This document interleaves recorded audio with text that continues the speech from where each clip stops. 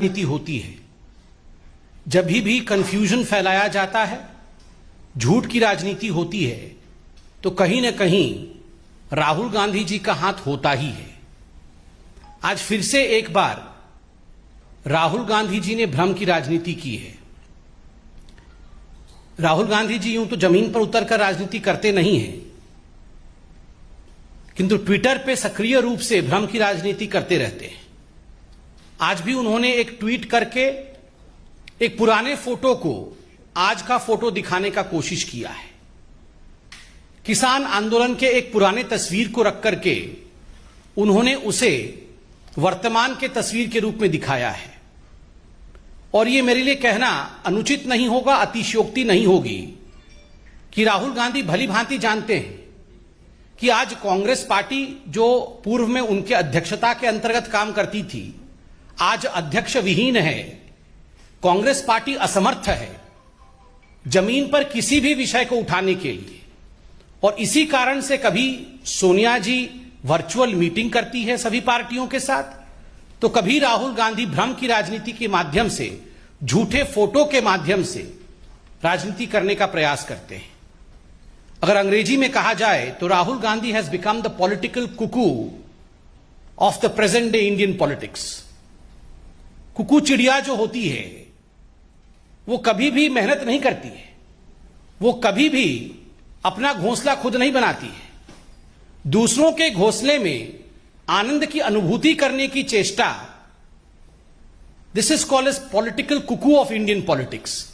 कहीं ना कहीं अपने संगठन को आगे नहीं बढ़ाना, अपने संगठन को अध्यक्ष विहीन रखना, अपने परिश्रम नहीं करना और दूसरों के कंधे पर बंदूक रख के चलाने का प्रयास करना, यह राहुल गांधी जी का आदत बन चुका है।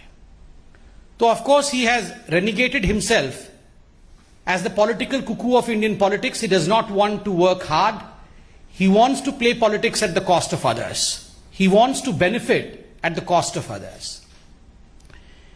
यही वो राहुल गांधी है जिन्होंने भारत के वैक्सीन नीति के ऊपर और कोरोना के समय मोदी जी के अथक परिश्रम के ऊपर बहुत हमला किया था।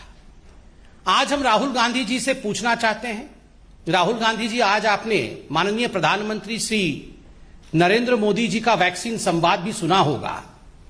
किस प्रकार से विश्व का सबसे फास्टेस्ट और सबसे बड़े वैक्सीनेशन ड्राइव के रूप में भारत की वैक्सीनेशन चल रही है, वो आप सब ने देखा है। पूरा हिंदुस्तान आज इसका लोहा मानता है, पूरा विश्व इसे आज सलाम कर रहा है।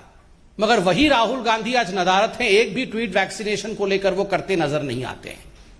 आज प्रधानमंत्री जी ने हिमाचल प्रदेश में बातचीत करते हुए बधाई भी दी है। हिमाचल प्रदेश, सिक्किम, दादर नगर हवेली, ये वो राज्य हैं जिनमें 100% कोविड वैक्सीनेशन हुआ है, एक डोज मिला है, 100%। त्रिपुरा जैसे अनेक राज्य हैं जिनमें बहुत सुचारू रूप से वैक्सीनेशन चल रहा है और 80% तक वैक्सीनेशन हो चुका है। बंधुगण, आज तक लगभग 68.75 करोड़ जनता को वैक्सीनेशन का एक डोज जरूर लग चुका है। सोचिए जरा कितना बड़ा विषय है ये। लगभग 70 करोड़ भारत की आबादी को वैक्सीनेशन लग जाना और इस पर एक ट्वीट राहुल गांधी का ना होना। आज भारत भाग्य विधाता कौन है? भारत भाग्य विधाता भारत की जनता है। जनता जनार्दन है। उनके लिए एक सच्चे सेवक के नाते प्रधानमंत्री नरेंद्र मोदी दिन रात परिश्रम करके ये जो वैक्सीनेशन ड्राइव बढ़ा रहे हैं, प्रतिदिन औसतन 85 लाख वैक्सीनेशन हो रहा है। ऐसे 2 दिन रहे हैं जहां 1 करोड़ से अधिक वैक्सीनेशन हुआ है। उसके बावजूद ये जो लोग भ्रम फैलाते थे झूठे तस्वीर के माध्यम से, वो लोग चुप हैं। ये वही राहुल गांधी हैं जिनका चंद दिन पहले एक ट्वीट कंट्रोवर्सी में आया था, जब एक पीड़िता के फोटो को लेकर, पीड़िता के परिवार को फोटो को लेकर उन्होंने फोटो ट्वीट किया था। बाद में ट्विटर ने, फेसबुक ने उस फोटो को डिलीट किया। तो कहीं ना कहीं राहुल गांधी हमेशा भ्रम की राजनीति करते हैं और फंसते नजर आते हैं। आज ही राजस्थान के जालोर डिस्ट्रिक्ट में एक माइनर के साथ, एक नाबालिग के साथ रेप का घटना भी सामने आया है, जघन्य अपराध है। किंतु पूरे हिंदुस्तान में भ्रम की राजनीति करना और अपने राज्यों के विषय में चुप रहना, यही राहुल गांधी जी की खूबी है, यही उनका रवैया रहा है।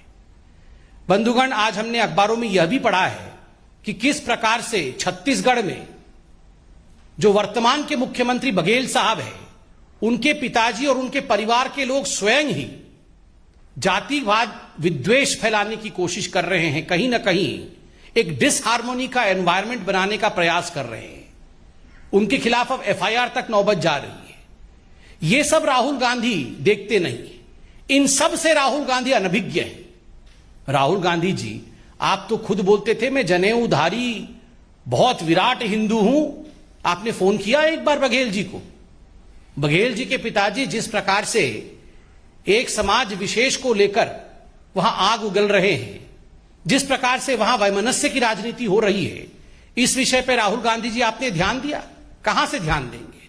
आप तो झूठे तस्वीर के माध्यम से अपनी राजनीति चमकाने में व्यस्त है। बंधुगण, एक और राहुल गांधी है तो दूसरी ओर हिंदुस्तान के हमारे माननीय प्रधान सेवक नरेंद्र मोदी जी है।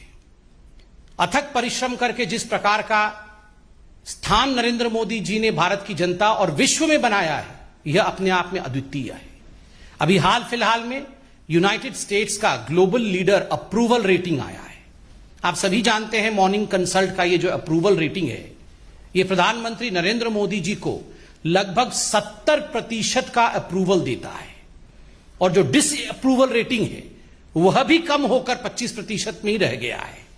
70% का अप्रूवल रेटिंग, ये अपने आप में एक बहुत बड़ी बात है, ये अपने आप में बहुत बड़ी अचीवमेंट है। 13 ऐसे देश हैं जिनके राष्ट्राध्यक्षों के साथ ये कंपैरिजन किया गया है, और इन सभी कंपैरिजन के बाद प्रधानमंत्री नरेंद्र मोदी जी आज पूरे विश्व के सबसे चहेते लीडर के रूप में सामने आते हैं। चाहे जो बाइडेन हो, चाहे जर्मनी के चांसलर मर्कल जी हो, उन सभी से आज आगे कोई नेता है पूरे विश्व में तो प्रधानमंत्री नरेंद्र मोदी जी है। इसमें सबसे महत्वपूर्ण बात है ये जो अप्रूवल रेटिंग है 70% का, जो निरंतर बढ़ रहा है। इससे पहले 66% का था, अब वो 70% का है। ये किन कारणों से है? जो उपलब्धियां भारत सरकार की रही है, प्रधानमंत्री नरेंद्र मोदी जी के नेतृत्व में भारत जिस प्रकार से गरीबों के लिए, किसान के लिए, अपेक्षितों के लिए लगातार काम कर रहा है, वो अपने आप में सराहनीय है। प्रधानमंत्री गरीब कल्याण अन्न योजना के माध्यम से 80 करोड़ जनता तक लगातार 2 वर्षों तक अन्न पहुंचाना, 5 केजी अन्न पहुंचाना, यह अपने आप में एक बहुत बड़ी अचीवमेंट है। ठीक उसी प्रकार विश्व का सबसे बड़ा टीकाकरण प्रयोजन, जिसके विषय में मैंने आरंभ में बताया, यह भी अपने आप में एक बहुत बड़ी उपलब्धि है। पीएम गरीब कल्याण योजना के माध्यम से 1,70,000 करोड़ रुपए व्यय करके गरीबों का मंगल करना, आत्मनिर्भर भारत किसान सम्मान निधि में 1.5 लाख करोड़ रुपए बिना बिचौलियों के किसान के बैंक अकाउंट तक पहुंचाना, यह अपने आप में विश्व का एक रिकॉर्ड है। एग्री इंफ्रास्ट्रक्चर में 1 लाख करोड़ रुपए खर्च करना, और रबी हो या खरीफ हो उसके लिए 1.5 गुना एमएसपी देना, यह अपने आप में कोई छोटी बात नहीं है। फसलों का रिकॉर्ड उत्पादन, फसलों का रिकॉर्ड खरीद अर्थात प्रोक्योरमेंट, और फसलों का रिकॉर्ड भुगतान, यह भी मोदी जी के कार्यकाल में संभव हुआ है।